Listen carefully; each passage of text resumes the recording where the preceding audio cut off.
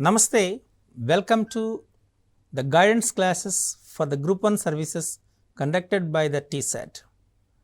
As you know that the TSAT is telecasting all guidance classes for the 13 concepts or 13 areas of Group 1 preliminary syllabi. We know that science and technology is one of the important concepts in it. In science and technology, so one of the basic concept is basics of physics. So physics is the queen of all sciences as you know it. So physics concept is not only individual, it is connected with the various branches of sciences as you know it. So chemistry, biology, botany, zoology, like all branches of sciences are connected with the physics concepts. So knowing about the physics concepts in very clear and crystal manner, this is very important to us. So today we are going to discuss about the basic concepts, then it will help you to score maximum marks in the examination. Okay. So as you know that the first one is motion and stationary. As you know that when a body is said to be in motion or when a body is said to be stationary. So these two are very important. Actually, these two are relative words. I will give a small example to you. When you travel on a bus, so you sat in the bus and you are observing the surroundings through the window of the bus. So you feel that, so you are at rest and the surroundings, even the trees, the shops also moving, correct? But actual thing is they are stationary, you are at motion, but you feel that you are at rest and those are in motion. So motion and stationary, these two are relative words.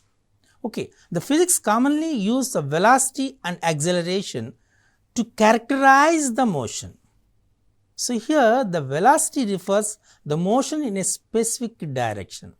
So here we are using two words. That's before going to know this. So very important thing is one is a vector, another one is a scalar. So here the velocity is a vector and the speed is a scalar. What is vector? A physical quantity which has a specific direction and magnitude is called a vector. What is a scalar? A physical quantity which has magnitude but no specific direction is called scalar. So when you coming to this criteria, so the velocity is an vector and the speed is a scalar. So for that reason we will say the vector is rate of change of displacement, whereas speed we can say as rate of change of distance. That's a very important. Here we are using two words, one is called displacement and second one is called distance. Distance we will calculate as a scalar quantity, whereas a displacement we will consider it as a vector quantity. That's a very important. The rate of change of displacement is called velocity. There are so many kinds of velocities as you know it. One is called uniform velocity, correct? So constant velocity. Like we can define instant velocity, so like we can define angular velocity, linear velocity. So before going to know about all these things here, the next one we are saying as acceleration. So acceleration means here, as you know that in the vehicles we have the accelerator to increase the speed of the vehicle, correct? That's that instrument we call it as accelerator. Here that function is called acceleration. A rate of change of velocity is called acceleration. So for example, when you're driving somewhere, both a driver and a car have a velocity. So just now I said, see, the driver feels that he is at static position. I will give a small example to you before going to say this one here. We are traveling on a bus. Suddenly the bus driver applies the brake. You are standing in the bus. Then you will just pull down or before just frontwards, correct? different direction. What is the reason? Your legs again at rest position, but your body is already in motion, so it comes to just to forward direction. So you will push into in front direction, correct? So in this manner, so here when the driver and a car of velocity, meaning they move in a specific direction at some speed, the driver probably changes how fast they travel from time to time, alternately accelerating and deaccelerating. Okay, we can raise the speed or. So before going to know all these things, now we will see the equations of motion. So are you understand the motion means here? So when a body moves from one place to another place, one point to another point, then the body is said to be in motion. Clear? Okay. So means that so the rate of change of displacement, simply displacement by time is called, so is velocity. Generally the displacement is represented with a letter S. S stands for displacement and T stands for time, V stands for velocity, A stands for acceleration. Okay, and generally the equations we have equations of motion. Simply the first equations of motion is equations of motion. The first equation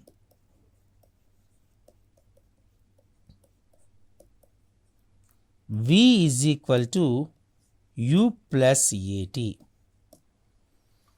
Here V is called final velocity and U is called initial velocity and as you know that A is acceleration and T is called time. Okay. So in the examination they may ask, for example, in even in multiple choice questions, a body started from rest and moving with an acceleration 20 meter per second square. After 5 seconds, what is his final velocity? What is the final velocity of that vehicle? Okay, here so when the body moves from rest, so means here initial velocity is 0, acceleration is given as 20 meter per second square and time is given as 5 seconds. So when you substitute it, then what is the formula? V is equal to U plus AT. So U is 0, A is 20, T is 5, 25 is 100. So now its velocity is 100 meter per second. Okay. So that's simply this is the first equation of motion. Okay. Now the second one. So we can say it is V square is equal to U square plus 2AS. Is the second equation, or you can say V square minus U square equal to 2AS.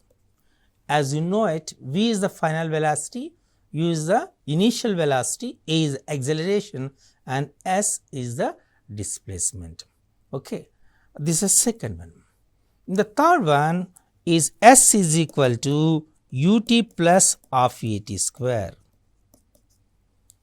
Means U is the initial velocity, T is the time and A is the acceleration and S is the distance travelled by the vehicle. So by using this you can find the distance travelled by a body when you know the initial velocity and acceleration. And finally we have one more, then that is Sn is equal to U plus A into n minus half.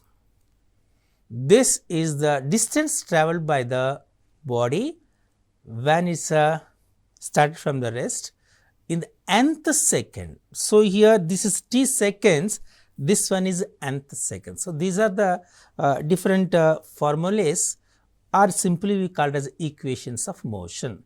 This is called linear motion. Don't forget, it's a linear motion. when the body is traveling in a linear path, then the equations of motion is v equal to u plus cat, v square is equal to u square plus 2as, v square minus u square is equal to s also you can call it, or s is equal to ut plus of at square, and Sn is equal to u plus a into n minus of.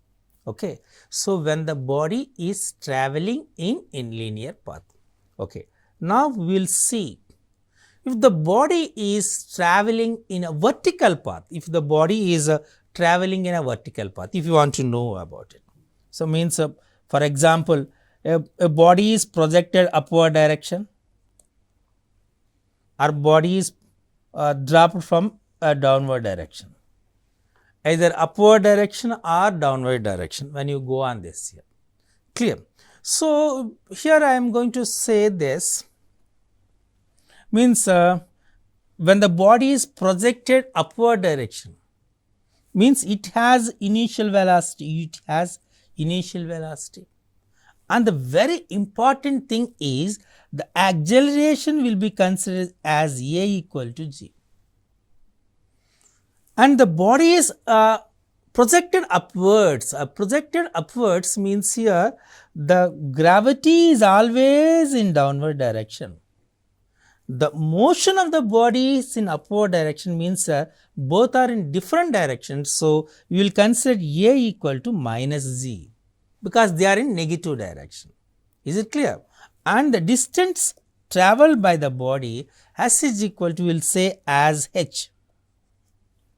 Height attained by the, means when, so when it attains the velocity becomes 0, it attains the maximum height. Clear? Then you can narrate some more equations, correct? So, the first one is, what is the first one? V is equal to u plus at, correct? Or here, so simply call it as, you know, v is 0, u is itself u only, a is minus z. So, simply t is equal to u by z. This is one equation. You will get it, correct? And next one, v square is equal to u square plus 2as, means this is 0 square, as you know it, this is u square minus 2 a is g and minus g and h. So, simply you call it as u square is equal to 2gh, or h is equal to u square by 2g. This is a very important thing. The height attained by the body when it is projected vertically, h is equal to u square by 2z. This is one more important, correct? And the next one is s is equal to ut plus half at square, as you know it, means h is equal to ut minus half gt square. This is one more equation to know this. These are the 4 equations when the body is projected upward direction.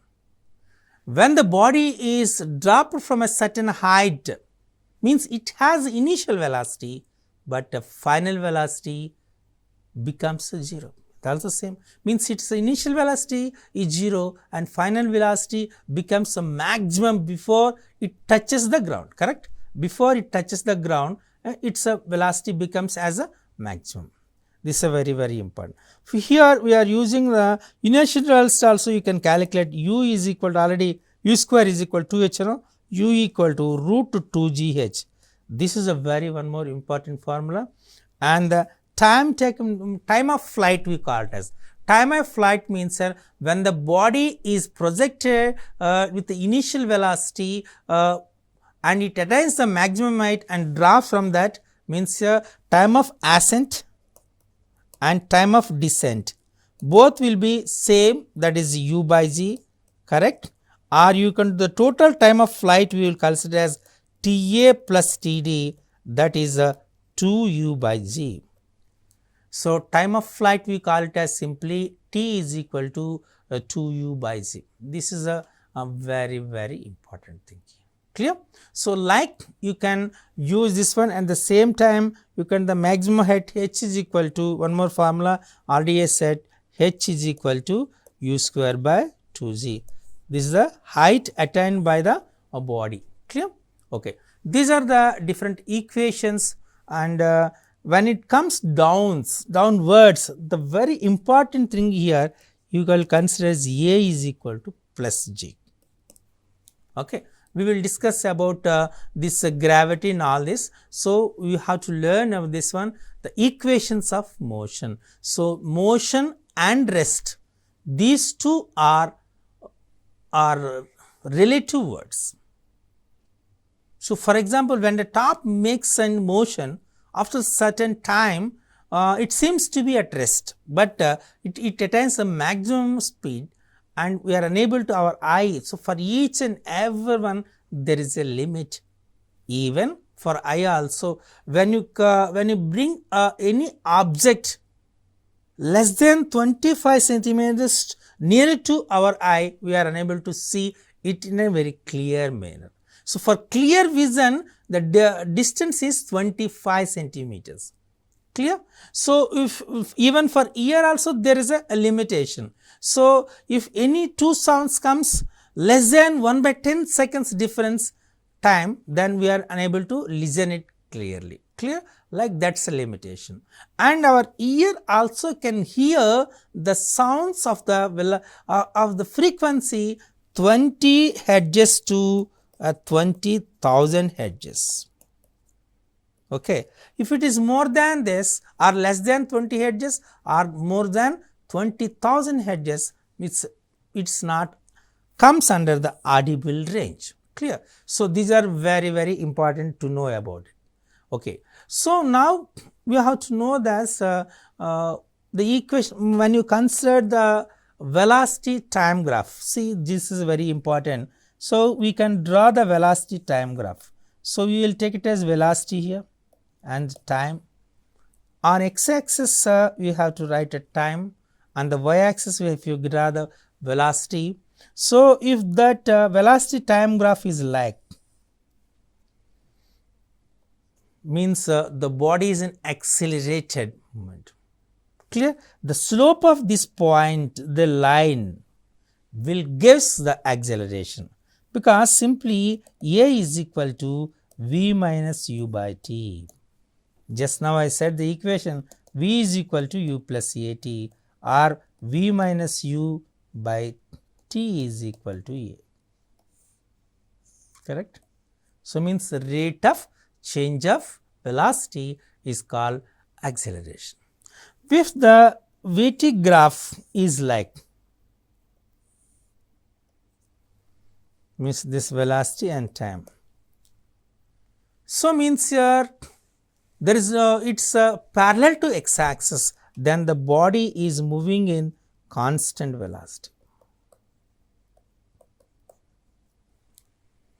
Clear? So, this is a very, very important. When the body is moving in a circular path, the body is moving in a circular path, when there is an angular displacement, the angular displacement will call it as represented theta. So, here there we are saying V is equal to ds by dt, correct? But in circular motion, we will say the angular velocity, this is a linear velocity. So, angular velocity is omega. So, this one is d theta by t. And the relation between these two, the angular velocity and the linear velocity, V is equal to r omega. This is a very important relation. The relation between angular velocity and linear velocity, V is equal to r omega, and as you know that A is equal to r omega square. This is the relation between angular acceleration and of course this one with the linear velocity, linear acceleration. Okay. So, this is the relation between all these things. So, the momentum here we are using one more word, call it as and even velocity is called instant velocity, also we will use the word instant velocity. For example, the body is moving in a curve path. So, we will say as a speed, but a particular point will use the word the velocity as instant velocity, that is limit delta t tends to 0 delta s by delta t. This is called instant velocity at that point. And as you know that, so there is a instrument to measure the speed of a vehicle is called speedometer. So maybe all of you know well aware about that one. On roads, especially on national highways, the speedometers are fixed on the roads and it catches the speed of the vehicles also, and they will send the message to the police department. So those vehicles are moving with crossing the given limit of the speed of the vehicle. Clear? So like that's there you call it as a speedometer. Speedometer measure, because for each and everyone, if you want to know the quality of milk, we will use the lactometer. If you want to know the humidity in the atmosphere, we will use the instrument is called hygrometer.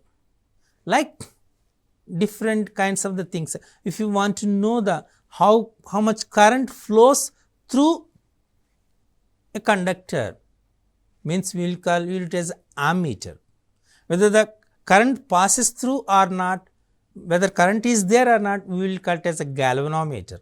You want to know difference, potential difference between 2 points, we will call as that is called simply as a voltmeter. Like different instruments are there to measure the different physical quantity. We will discuss it later. Clear? Okay. The next one we have to know about this velocity. As you know that velocity, acceleration, and one more important thing is so when it calls as called as force. Force, as you know that. So what is force? That's if you to make a displacement of a body. Simply we will discuss in the Newton's law. F is equal to, simply we call it as ma. F equal to ma. Here m is the mass, and you will say m is equal to a.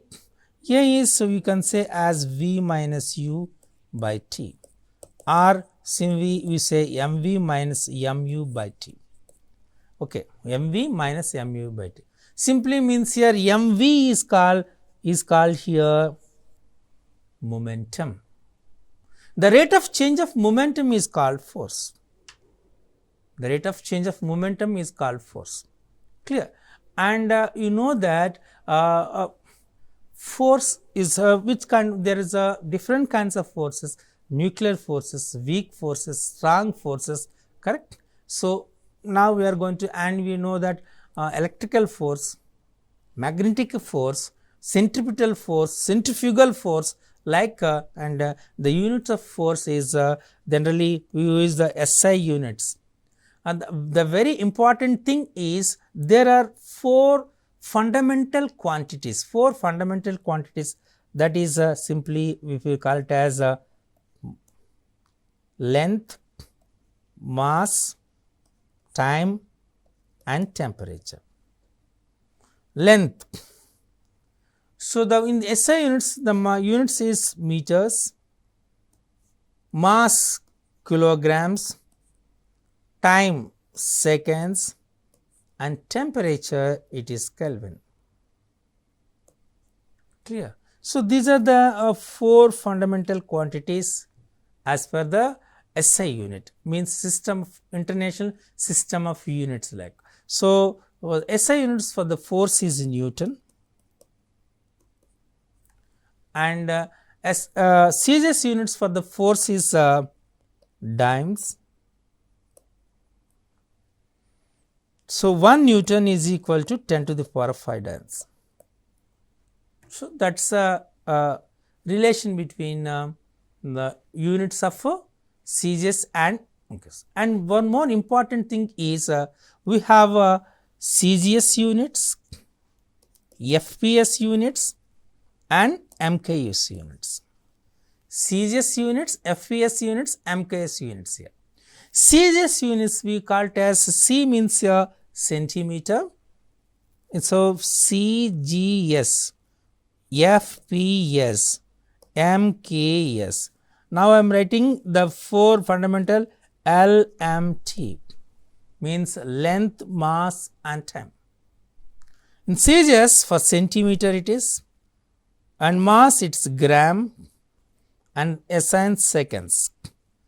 Whereas in this in FA system, this is foot, and it is pound for mass, and it is second. Whereas in MK system, meter, kilogram and seconds. Clear? These are the different units for these 3 kinds of system: CGS system, FA system and MK system. Clear? Okay. Now we are going to discuss about the Newton's first law. So what is Newton's first law here? It's very important because Newton's laws are the basic principles of physics. We can say it easily. Nothing moves without a little push first, correct? It's correct. That is essentially Sir Isaac Newton, the first law of motion. If any object is moving at a constant speed, even the speed is 0 and the object is stationary, it will stay that way unless a force like the friction between a wheel and the ground affects. This concept is also called as inertia. Newton's first law explains why once a rocket is launched into the vacuum space without the resistance of air or other forces, it will keep traveling in a straight line at a constant speed indefinitely. So, how the rocket enter into the space and it's moving in a continuously with the constant speed gives the first law of Newton's. Means Newton's first law gives the information. Clear? So means here that's called simply is a moment of inertia. We call it unless until an external force acting on it, then only the position of the body will change. If the body is in a constant motion, it continues its constant motion. If a body is at rest, it will maintains its rest position unless and until an external force is applied on it. When the external force overcomes the friction between the body and the ground, then only the body can move. Maybe you understand that when the rocket is projected in the space, so through a rocket launch vehicle, a satellite is projected through a rocket launching vehicle. So means here when this rocket is enter into the space, so it continues because there is no external force, so it moves with the same speed. Clear? That's a very, very important. That's called moment of inertia. So by the moment of inertia, that's the reason so many questions will come on this moment of inertia. So for example, in a long jump, so the athlete will run some 10 or 15 meters long distance, and then he will jump. What is the reason? That's called simply moment of inertia. The reason is, so because if the body is at rest, so you want to make his body into motion. That reason he will run for some time and then he will jump. Okay. So when you move any tree, or of course, then for example, you have taken a mango tree and you will just push the mango tree branches to and fro, then the grape mangoes will fall down. What is the reason? The reason behind it is the moment of inertia. Clear? Because the mangoes still want to stay at the same position, but so it will simply drop down. Even when you push the blanket, the dust particles will fall down. The reason is moment of inertia. This is a very important. So, the Newton's first law says about the moment of inertia. Even if you want to take the example, so when the rocket is projected into space, a rocket is launched into the vacuum of space. So, simply without the resistance of air or the other forces, because in vacuum there is no other forces, even the resistance air forces also there. Vacuum means there is no air, as you know that. So, it will keep traveling in a straight line at a constant speed indefinitely. That is the law or concept behind the motion of a rocket. So, we will discuss some more concepts in the next episode. Until, thank you.